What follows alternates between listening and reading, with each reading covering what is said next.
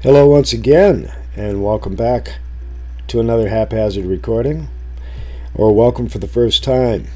I'm your host, Reynard, with an uplifting, enjoyable, generative, creative, and unknown haphazard production. Since my time is regulated in segments, then I decided to create my pieces in segments and then put them all together in the final production. And these are the ways of my evolutionary development as a YouTube content provider. All right, now one of the things I wanted to bring up was the mountain that was mentioned by CT in my last comments. It was Sleeping Giant in Connecticut. So I went to Sleeping Giant Drive in Hamden, and I'm sure this is the Sleeping Giant State Park right here. And then we have the mountain, Hobomok, I believe it was. And yeah, just taking a quick look at that. I said I would. I'm doing it. And my curiosity in this right now and here is the angle, all right, the angle of approach. I'm interested in looking at the shape, of course, of the mountain itself. That is my intent, interest, and objective. And so now as I go through this, I see Janie and Judy and Johnny, and what I'm trying to do basically is get a good angle to see the overall, if I can define any sort of definition in the hips, in the formation.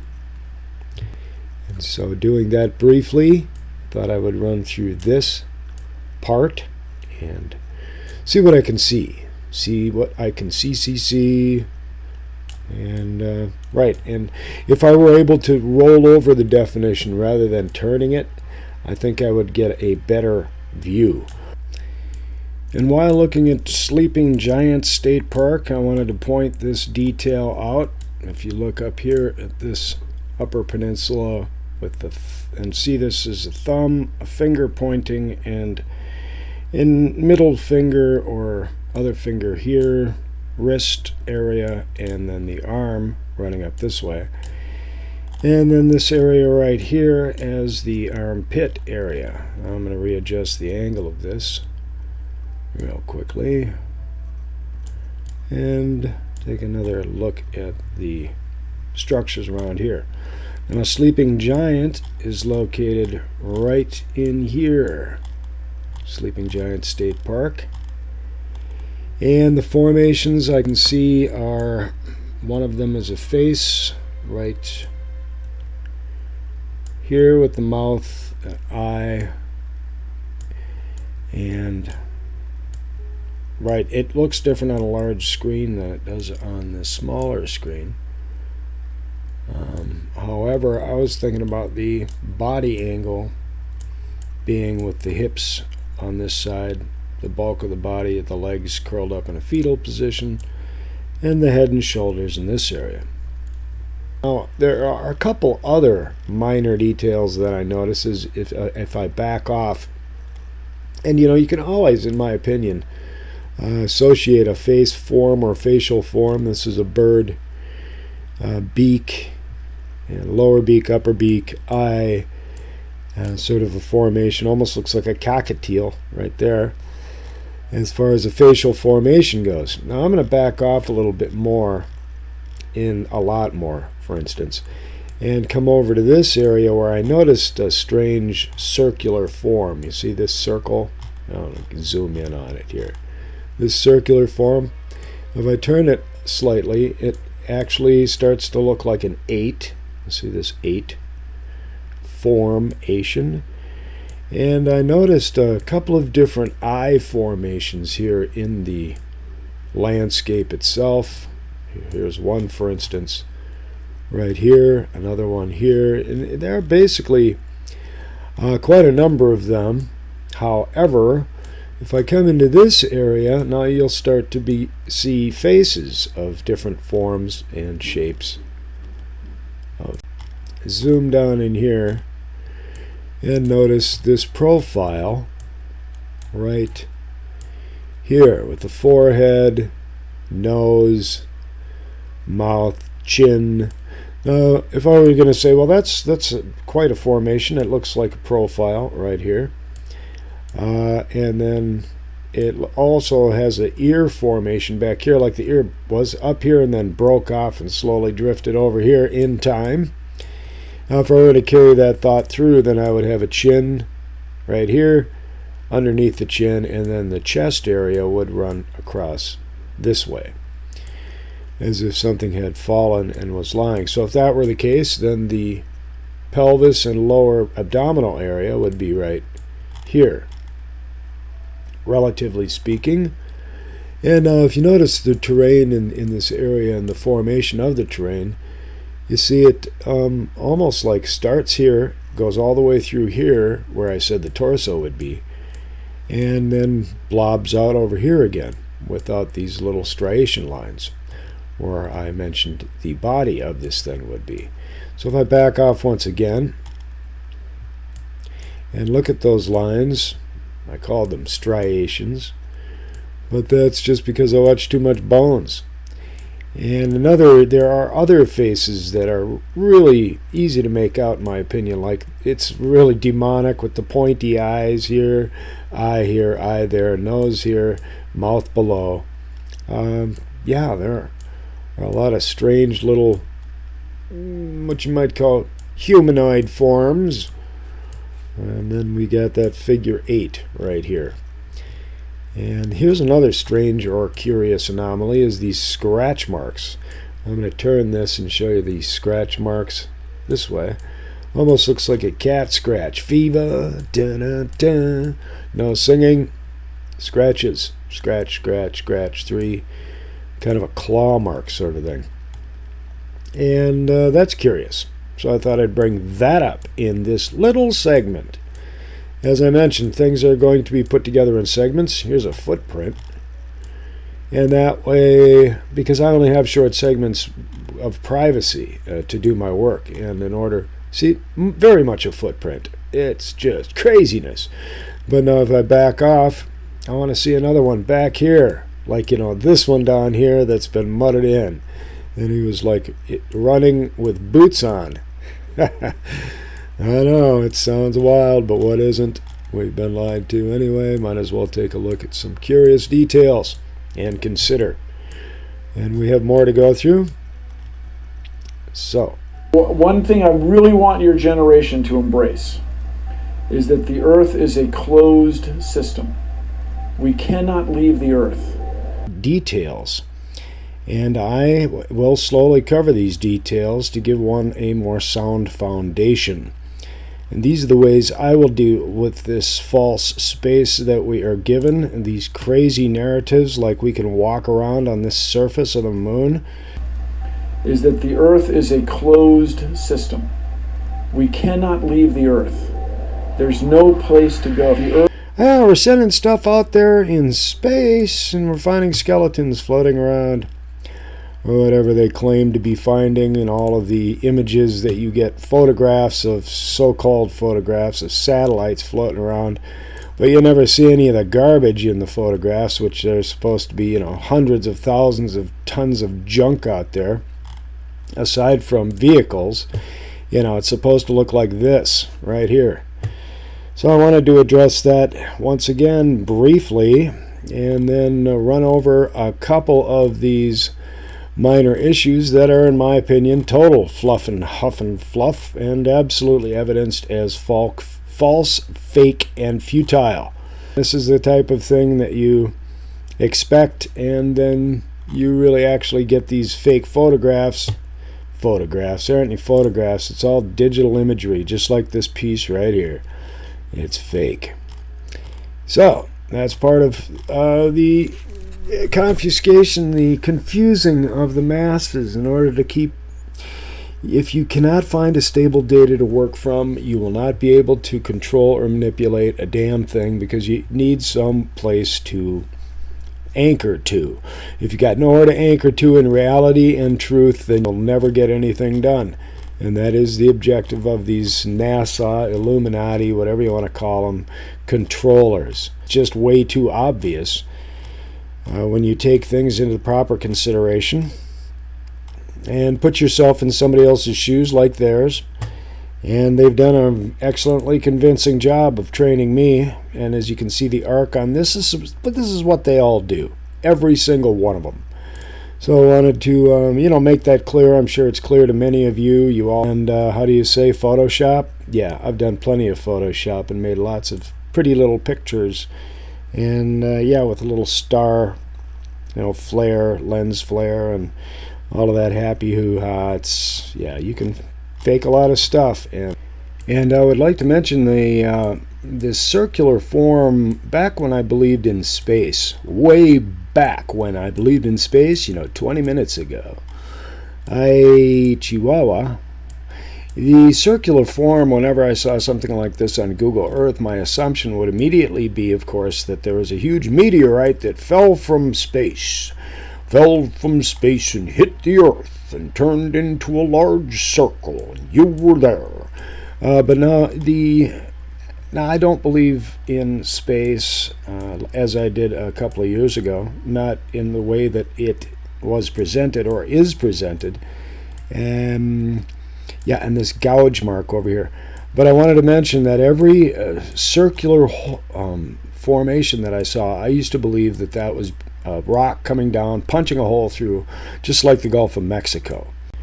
And so, speaking of the Gulf of Mexico, here we have that formation that we're told a huge rock came down, smashed into here, and ended the dinosaurs, or that's one of the hypotheses, or huff and fluff. I think it looks like a big skull, personally, in my humble opinion.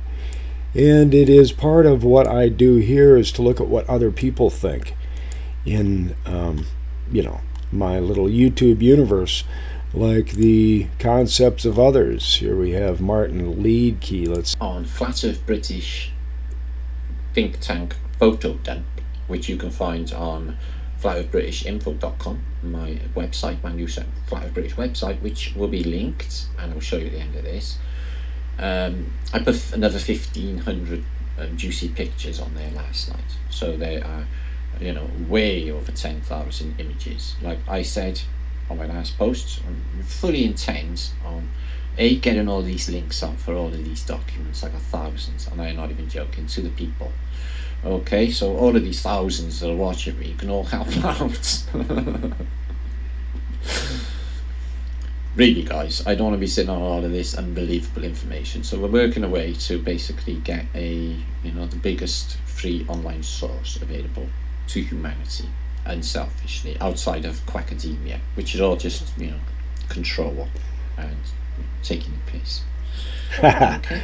So once again, thank you, Martin, and pop on over there, check out his links. I'm going to be using them in my future videos. And right, so let's get on with another excellent. If I go into my channels, I have all of these different viewpoints and subscribers, and like to take a look at your sites, not just the overly popular ones like Barnabas Nagy or burning since yesterday, and they say this was an accident, right? A great Tartarian building, symbol of Christianity, Paris and France, just like that, burning down. Could it be another inside job? Let's investigate. But all of Notre Dame Cathedral's frame is now burning after the spire collapsed and after most of the roof has collapsed. So that would be the entire interior. So, not even knowing what is in the bag, but yet the Notre Dame is full in flame, and yet the terror-related motives are ruled out. I mean, they have such ideas to make up these stories, honestly. And of course, there are no reported casualties, because when they lit up the fire, they evacuated everyone. They all knew about this. They also said the fire which has struck Notre Dame Cathedral in Paris is a tragedy for World Heritage. And in this Yahoo News... So thanks Barnabas. Definitely going to watch that entire length and video, because it's fun, interesting, and most likely true. So thank you, gang, for all of your astute and innovative videos and content and suggestions and comments. And once again, we have the Notre Dame fire by Asha Logos with a different view. Felipe Carcente, it's very good of you to be here. We're watching the at least partial destruction of a world icon. Notre Dame Cathedral has been burning for 2.5 hours. The initial reports we got were that the fire started in a construction zone in the rear. We are thousands of miles away, and the man on the phone with us has absolutely no information of any kind about the origin of this fire, and neither do I. And the fire investigators will at some point come to a determination about what caused this. And conspiracy theories about anything are worthless, and in many cases counterproductive and injurious to society. And those who entertain them are not acting in the best interests of the people of this planet. Well, the fire you've just been watching is in some ways a metaphor, maybe, for the broader decline of Christianity in Europe. That decline has been swift and full of unintended consequences. Mark Stein has been studying this question for more than 30 years, and we're glad to have him with us. Interesting. Timeless work of art, or of a caliber that we're scarcely able to produce anymore. I think this was at the heart of our depth of feeling. The Goths were an exceptional people, and even this word doesn't do them justice. The backbone and the heart of Europe. Nearly every Western nation owes them. So, breadcrumbs. I would suggest considering the details of Asha Logos. Very nice presentation. Thank you for that. Always like to generate support for the truthers in YouTube. So thanks, gang. I like Trinity 4's stuff. He comes up with a lot of stuff. He's just gotten over 1,000 subscribers, I guess. And here he's talking about the falsity of Darwinism and dinosaurs. You can check that out. Thanks, Trinity. Whole lot of stuff going on here with autodidactic. I have a short cut of that. Big guy's relationship. And again, you can see the size of these people, compared to these statues, but also check out the condition of these statues. They look like they've had a bit of a hammering. You can actually see this one, it looks like you can see the construction, and it's been made out of blocks that have been put together somehow and then carved rather than one solid piece of rock. I'm not sure, but that's what it looks like. And it's very interesting. He's addressing the sizes of the details. It's a three-part Did Giants Walk the Earth, a 3-part series in autodidactic, which is highly suggestible to take a look at. And he talks about self-educating, and because we're not taught truth and reality, and he really does a good job going through this. I can't believe he only has 482 subscribers, but I am one of them, and wanted to mention these and actually show a little bit of this and not rush through a video. And this is Akhenaten, and you can see he's a fairly strange looking figure. This is just a superimposed elongated skull from Paracas in South America that's been put there just to show you that it could fit quite well. I mean, look at the height of that. And this is Akhenaten's torso. So like I said, he's a pretty weird looking guy. He's got very sort of feminine hips here. And I think the cool thing is the agreement. The agreement that we all, my subscribers and I, and hopefully you too, and will subscribe to mine and his, is that we've been deceived, we're being deceived, and we're becoming self-educated through our own personal interests and research. And so thank you for this short interlude with autodidactic. Go ahead and check out his Did Giants Walk the Earth and subscribe. And it's D and what he's putting out. And it's good that people put out what they consider to be their favorites. I like Captain Kirk or Philip Drisden. Hey, Philip, Static in the Attic, always coming back. See what he's got going on over here. History Library of Alexandria and the Ottomans information. Excellent. Love watching that stuff. But to get back to essentially where I started out this particular essay, I have not seen anyone yet address the massive face of Christ up here in the area of Russia. So I'm just going to reorient this and put the face of Christ here once again. And it is quite interesting, just in case you hadn't seen it before. The eye, the nose, the downturned mouth, the white hair in the back. The whole thing is set up, looks like there's a little gouge in the skull. And the first one that I had put together still is there, but I thought I'd show it in this one once again for anyone who hasn't seen the defined cheek and jawbone and hair of a figure that looks very much like a human face. So I want to end it with that. Thank you for watching this short description. I'm going to get into the biologies and geologies in mud flood theorem and how vibrations may have caused so much of this, and carcasses may have melded into the geology of things. So thanks for watching. Like, comment, and subscribe. And I will be back with some strange anomalies for us to survey and pause to ponder. And I can't end this video without requesting that you don't forget to share. We'll talk to you soon.